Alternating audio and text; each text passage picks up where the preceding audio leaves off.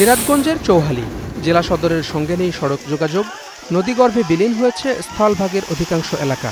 বাদ যায়নি উপজেলা স্বাস্থ্য কমপ্লেক্সও। যেখানে প্রতিনিয়ত চলে টিকে থাকার লড়াই, সেখানে চিকিৎসা সেবা যেন বিলাসিতা। 2 লাখ জনসংখ্যার এ উপজেলায় ছিল 31 শয্যা বিশিষ্ট পূর্ণাঙ্গ হাসপাতাল। তবে 2013 সালে সেটি যমুনায় বিলীন হওয়ার পর 2015 সালে নির্মাণ করা হয় অস্থায়ী উপজেলা হাসপাতাল। সেখানে বহির্বিভাগে চিকিৎসকের পরামর্শ আর জরুরি বিভাগে সামান্য সেবা ছাড়া মিলছে না কিছুই। আমাদের স্থায়ী কোনো স্বাস্থ্য কেন্দ্র নাই বা হেলথ কমপ্লেক্স নাই। এখানে অস্থায়ীভাবে কয়েকটা ঘর নির্মাণ করা হয়েছে এবং যেখানে থেকে আমাদের স্বাস্থ্য কেন্দ্রের কার্যক্রমগুলো পরিচালনা করা হচ্ছে, কিন্তু জায়গা খুবই সীমিত এবং এখানে আমাদের ইনডোরের সার্ভিস আমরা একেবারেই দিতে পারছি না। ভাঙন কবলিত এ উপজেলার মানুষের একটু জটিল রোগ হলে আর উপায় থাকে না। চিকিৎসার জন্য তাদের যেতে হয় পাশের জেলা টাঙ্গাইল বা ঢাকায়। 50 শয্যার একটা পূর্ণাঙ্গ হাসপাতাল দেয়, তাহলে আমাদের এই ডিজার্টমেন্ট এলাকা, এই ক্ষতিগ্রস্ত এলাকা আমরা খুবই উপকৃত হতাম। এখানে শুধু সামান্য চিকিৎসা হয়, আর ছোটখাটো জ্বর এগুলা হইলে ওষুধ দেয়।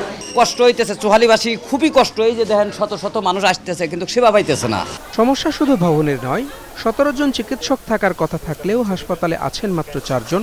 24 জন নার্সের জায়গায় আছেন 5 জন। যারা দায়িত্বরত তাদেরও দাবি স্বাস্থ্য কমপ্লেক্স ভবন নির্মাণে। ডেলিভারি রোগী, ওই রোগীটা আমরা লেবার টেবিল থেকে তুলে দিয়ে বসায় আমাদের অন্য আবার একটা ড্রেসিং করতে হচ্ছে। এটা আমাদের জন্য অনেক কষ্টকর। এটা আমাদের জন্য আসলে এটা কোনো রোগীর জন্য প্রত্যাশিত না, আমাদের জন্য না। অবকাঠামো অভাবের কারণে এখানে এক্স-রে মেশিন আমাদের নাই। এক্স-রে করতে হয় যা নাগরপুর হসপিটাল বা নাগরপুর বিভিন্ন বেসরকারি ক্লিনিকে।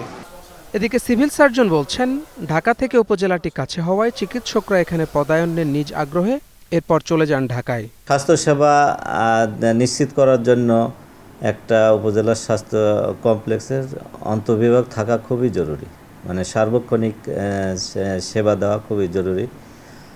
যেহেতু ওটা চৌহালিটা ঢাকা থেকে কাছে হয়, এই জন্য ম্যাক্সিমাম চিকিৎসক ওখানে পদায়ন নেয় এবং বিভিন্ন কোর্সে তারা অধ্যয়নরত অবস্থায় থাকে। এছাড়া আমাদের যারা আছেন তারা স্বাস্থ্যসেবা দিচ্ছেন, সেটা শুধু জরুরি বিভাগ এবং বহির্বিভাগ সেবাটা দিচ্ছেন। দুর্গম এ চরের মানুষ কবে মৌলিক স্বাস্থ্যসেবা পাবে, সেটিই এখন প্রশ্ন উপজেলাবাসীর।